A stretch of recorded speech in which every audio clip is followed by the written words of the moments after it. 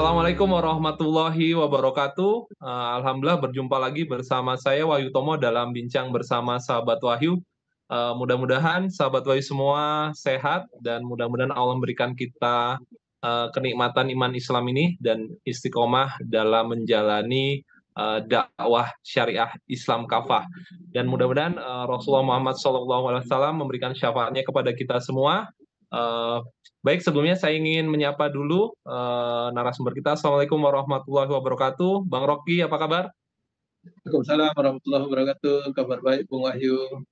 Alhamdulillah, Masya Allah, luar biasa. Seger banget nih Bang Rocky, nampaknya.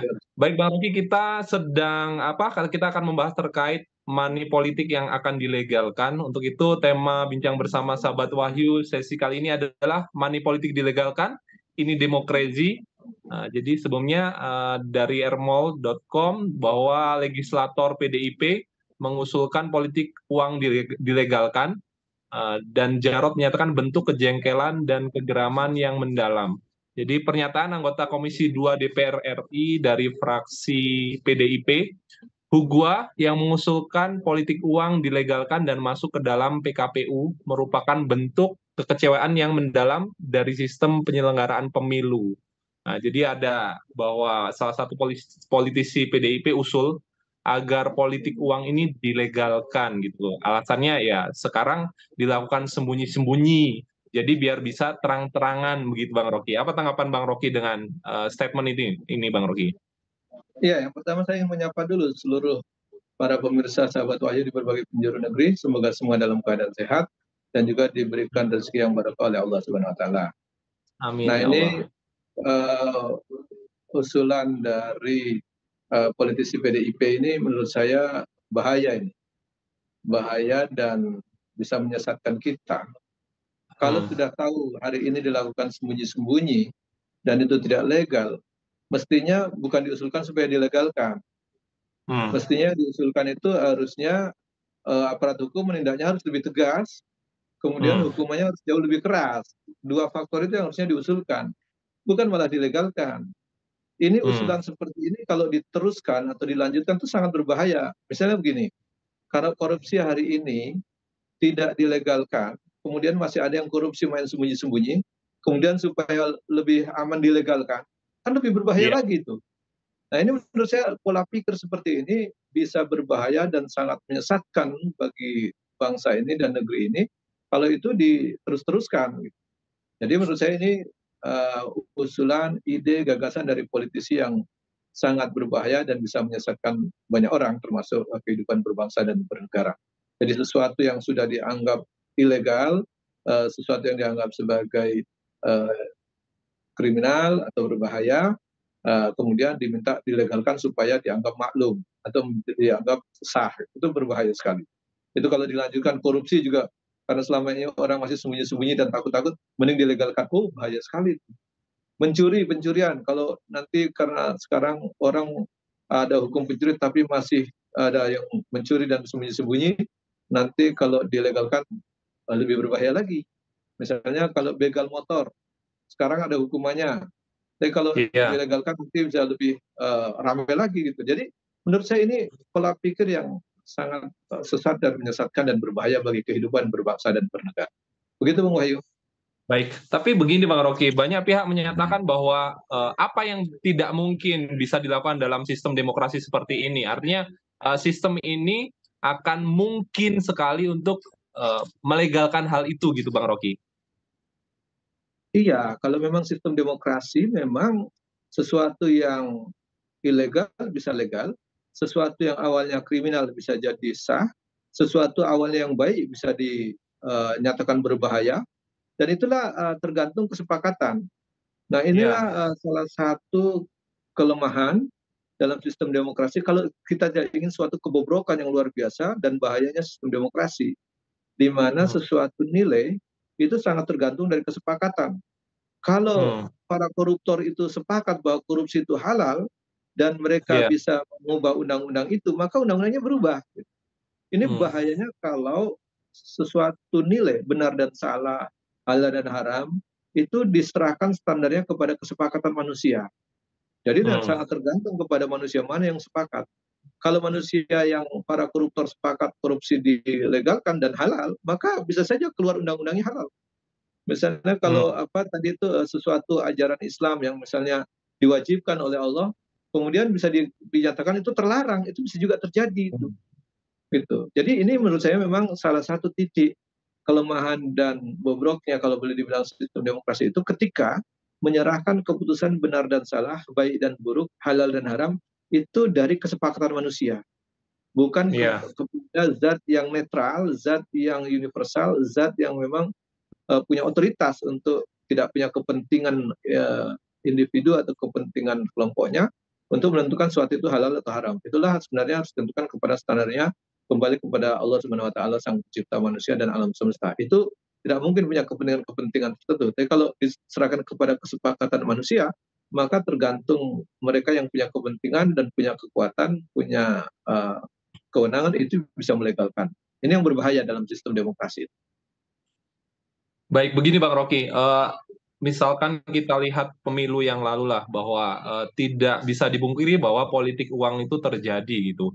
Meskipun, secara sembunyi-sembunyi sehingga, masyarakat berpikir hal ini juga, ya mungkin di satu sisi rakyat ini butuh dengan kondisi ekonomi yang sekarang seperti ini gitu. Artinya politik Iya, uang iya. ini juga menguntungkan masyarakat begitu Bang Rocky. Sehingga, ah, ada beberapa pihak gitu menyatakan bahwa ya politik uang ini juga akan menguntungkan, tetapi jika kita berpikir lebih mendalam lagi bahwa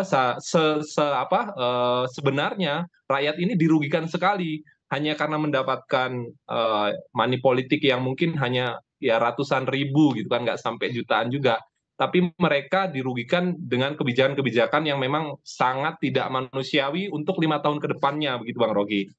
Apa tanggapan Bang Rocky dengan apa ya, maraknya money politik ini sehingga menjadi sesuatu yang lazim gitu?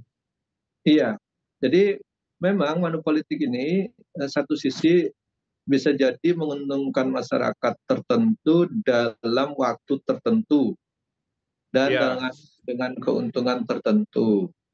Itu bisa karena misalnya di masa kampanye, misalnya taruhlah berapa puluh hari atau berapa hari atau bahkan hitunglah kita anggap 1 bulan lah masa iya, kampanye.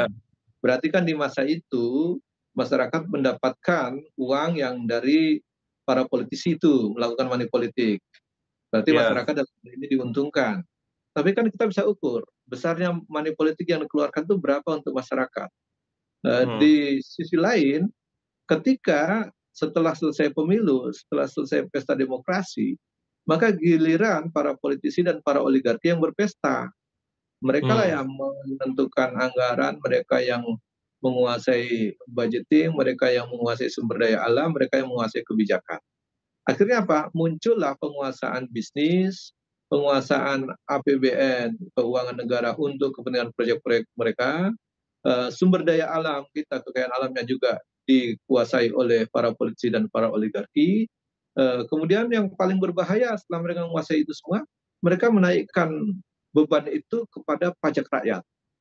hmm, Misalnya dengan dinaikkannya APBN, kalau tahun ini iya, sudah 11%, nanti tahun depan bisa 12%, dinaikkanlah apa retribusi, dinaikkanlah harga-harga dan lain sebagainya, semua kembali kepada rakyat bebannya itu. hmm, Satu sisi rakyat diuntungkan hanya dalam waktu money politik, karena bahagia 1 bulan, menderita 11 bulan dalam setahun, bahkan 5 tahun, baru nanti iya, ada pemilu lagi kan gitu. Jadi yang paling dirugikan adalah masyarakat, yang paling diuntungkan adalah jatuhnya para politisi dan oligarki.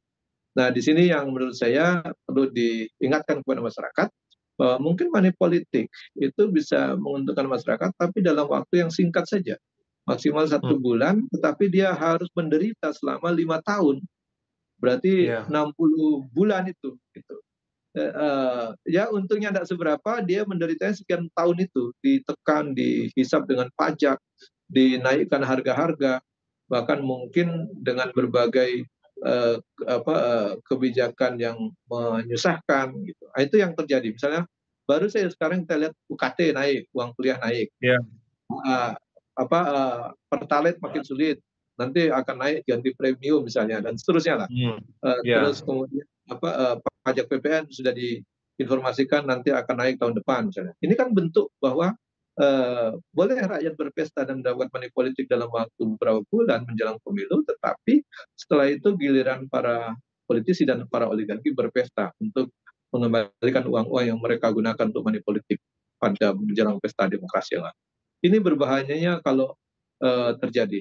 Dan bahayanya kalau dilegalkan, Bung Wahyu, itu lebih berbahaya Iya. lagi. Hmm. Gitu kira-kira. Baik, baik Bang Rocky. Ke pertanyaan berikutnya, bagaimana dampaknya bagi pemerintah ke depan? Akankah memang good governance yang memang direncanakan, dicanangkan itu akan memang bisa terimplementasi dengan kondisi yang ya seperti sekarang, apalagi money politik itu akan dilegalkan, Bang Rocky? Iya, kalau saya pikir kalau money politik yang tidak legal saja itu good governance sulit diwujudkan. Sampai hari Hmm. ini kan kita bisa melihat good governance itu sulit diwujudkan. Salah satu sulit diwujudkan itu kan masih ada korupsi yang tinggi, masih ada transparansi yang rendah, tidak transparan. Itu yang diwujudkan dengan politik dagang sapi. Itu kan politik dagang sapi kan tidak nampak itu. Bagi-bagi kursi menteri, kemudian kesepakatan-kesepakatan yang rakyat tidak tahu, Iya, izin-izin tambang, izin-izin kekayaan alam itu kita tidak tahu. Itu politik dagang sapi. Itu menunjukkan tidak transparannya itulah tidak dikategorikan mencerminkan good governance. Jadi makin hmm, makin buram saja. Apalagi kalau nanti dilegalkan. Nah, coba saya hmm, ingin simulasi ke para pemirsa ini. Kalau terjadi legal money politik, misalnya para politisi atau calon presiden satu misalnya, dia iya, memberikan money politik sebesar seorang 200.000 per kepala di suatu iya, daerah. Kemudian Capres 02 mengatakan, oh kalau kami tidak, kami bikin lebih besar, 500.000 hmm, misalnya. iya, Kalau yang ketiga dia nggak terima lagi, calon ketiga dia bilang, oh saya nggak mau kalah, saya bikin 1 juta. Nah berarti kan sudah ada persaingan dari konteks money politik gitu. Nah hmm, uangnya dari mana? Kalau mereka mengeluarkan money politiknya besar-besaran di masa kampanye, otomatis nanti ketika mereka duduk jadi pejabat di kursi pemerintahan, mereka harus mengembalikan uang itu plus hmm, bunganya, plus keuntungannya kan gitu. Nah berarti akan iya, kebijakan rakyat yang akan disusahkan. Nah itu kalau kita lihat dalam konteks seperti itu. Bayangkan kalau setelah diserang dengan money politik di hari pertama, calon pertama menyebar 500.000, calon kedua naikkan jadi 1 juta, calon ketiga menebar 1.500.000, di hari berikutnya ada serangan fajar lagi yang 2 juta. Bayangkan berapa banyak uang yang harus berhamburan. Dan uang itu uang dari mana? Kecuali nanti uang itu adalah diambil kembali oleh para politisi itu yang telah mengeluarkannya dan para oligarki yang telah mengeluarkannya dengan cara apa? Dengan cara mengambil kekayaan alam kita, dengan cara menunggangi ke negara untuk mengeluarkan izin dan proyek-proyek yang menguntungkan mereka. Disitulah mereka akan mengambil uangnya kembali. Dan kalau itu berputar terus, maka pemerintahan yang buruk yang akan terjadi bukan good governance tapi bad governance. baik. Eh, Memang apa ya, sepertinya membangun kesadaran umat agar apa, kesadaran mereka tumbuh terkait apa yang mereka dapatkan dengan apa rusaknya money Ya. politik ini, Bang Rocky. Ini pertanyaan terakhir, Bang Rocky. Bagaimana pandangan Islam terhadap praktek-praktek money politik ini sendiri? Apakah memang ada kisah dalam sistem pemerintahan Islam dahulu terkait praktek politik uang atau money politik, Bang Rocky? Yang pertama mesti kita lihat ya, Islam tidak mengajarkan kita untuk melakukan suap atau mempengaruhi orang dengan memberikan suap ataupun imbalan atau disebut sekarang dari money politik. Kalau di Hmm. Amerika ada istilah apa politik gentong babi ya misalnya gitu. Nah, itu Islam tidak mengajarkan begitu. Dan kalau itu dilakukan, maka itu adalah pola untuk meraih dukungan dengan cara yang paling rendah.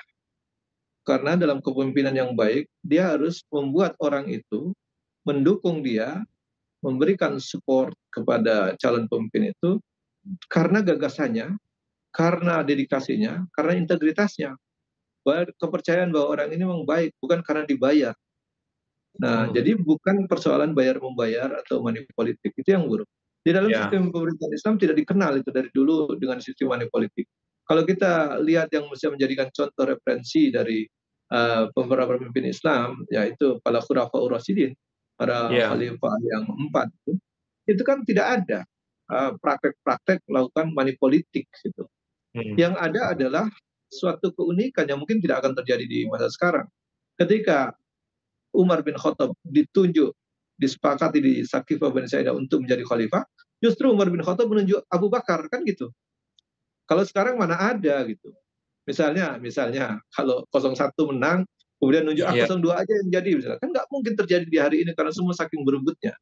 Nah itu yang tidak ada dalam sistem Islam. Dalam sistem Islam tidak memberikan ruang kepada itu dan justru menunjukkan dedikasi yang tinggi, loyalitas yang tinggi, integritas yang tinggi, dan ketaatan dan loyalitas itu bukan kepada personal saja, tetapi kepada sistem hukum, yaitu syariah Islam. Sehingga mereka takut untuk melakukan money politik. Dua-duanya, pemimpinnya takut melakukan money politik, melakukan suap. iya. Di satu sisi rakyatnya juga nggak mau disuap dan takut menerima suap. Dan ini menunjukkan kebobrokan dan kerendahan peradaban ketika terjadi suap menyuap marak di depan masyarakat. Ini tanda-tanda kehancuran peradaban. Nah, kalau itu dilegalkan, itu menunjukkan kita melegalkan kehancuran peradaban. Saya pikir itu yang perlu kita pelajari lebih jauh, dan saya berharap mari kita pelajari praktek sistem pemerintahan Islam dan praktek para khalifah yang sudah dilakukan di awal-awal masa pemerintahan Khulafaur Rasyidin, itu bisa kita tarik pelajaran yang penting di situ. Di mana tidak ada money politik, tidak ada politik dinasti. Politik dinasti itu tidak ada, dan ketika Khalifah Umar eh, didesak untuk mencalonkan anaknya Abdullah bin Umar, yang kala itu dianggap sangat kredibel dan sangat punya kapasitas untuk menjadi khalifah, tetapi Umar bin Khattab tidak menyetujuinya dan dia tidak mau, mengatakan cukup satu Umar saja dalam urusan pemerintahan. Kalau berhasil maka keluarga Umar berhasil, kalau gagal hanya satu orang Umar yang gagal, tidak ada keluarga lain yang gagal. Ini tidak mungkin terjadi dalam sekarang. Kalau sekarang malah anaknya didorong untuk jadi pemimpin gitu. Bahkan mantunya didorong jadi pemimpin. Ini menurut saya dalam sistem demokrasi jauh sekali dibandingkan dengan sistem kekhilafan atau sistem pemerintahan Islam. Saya pikir mari sama-sama kita mempelajarinya supaya terbuka wawasan kita, tidak takut dengan isu sistem pemerintahan Islam itu khilafah yang membahayakan sebenarnya. Jangan, kita pelajari saja mana baik kita ambil, mana yang buruk kita tinggalkan, dan kita bisa membandingkan secara rasionalitas. Orang yang cerdas tentu tidak akan mudah terprovokasi. Nah ini yang menurut saya dalam kesempatan ini kita coba jelaskan. Kita menolak politik dinasti, money politik dilegalkan. Kita juga menolak politik dinasti karena sebenarnya itu semua tidak sesuai dengan ajaran Islam, dan tentu kita tidak ingin ke depan jauh lebih buruk daripada hari ini. Begitu Bung Wahyu. Baik, baik, Masya Allah, luar biasa Bang Rocky. Sebelum kita tutup, kami ingin mendengarkan closing statement terkait tema kita, money politik dilegalkan, ini demokrasi. Silakan Bang Rocky. Ya, kalau politik dinasti dilegalkan, money politik dilegalkan, yang terwujud adalah pemerintahan yang buruk atau bad governance. Sementara kita ini ingin menjadi bangsa yang ke depan yang lebih baik. Oleh karenanya, mari kita sama-sama mempelajari perbandingan sistem pemerintahan yang semakin hari semakin baik menggunakan sistem apa, ajaran-ajaran yang semakin baik ke depan kita gunakan, ambil dari mana. Saya pikir ini menjadi renungan kita bersama, dan tentu kita sepakat menolak untuk tidak dilegalkan money politik, karena ini wujud legalitas keburukan yang buruk kemudian dilegalkan, dan ini membahayakan bagi kehidupan ke depan. Kalau money politik dilegalkan, maka ini pintu-pintu keburukan berikutnya akan legal. Korupsi juga bisa aja disepakati untuk legal, pencurian bisa disepakati untuk legal, dan seterusnya. Saya pikir ini salah satu kelemahan dan kebobrokan dalam sistem demokrasi yang perlu kita tutup dan kita koreksi dan perbaiki. Bahkan mungkin harus kita hilangkan model-model seperti itu. Saya pikir gitu Bung Wahyu. Baik, terima kasih banyak Bang Rocky. Mudah-mudahan ini menambah referensi dan pengetahuan sahabat Wahyu semua. Dan terima kasih sekali lagi bagi sahabat Wahyu yang ingin memberikan komentar atau pandangannya terkait money politik dilegalkan, ini demokrasi, silahkan berikan komentarnya di link komentar yang setelah disediakan. Dan mudah-mudahan ini bermanfaat. Mudah-mudahan kita bisa memberikan edukasi kepada umat dan khususnya sahabat Wahyu semua.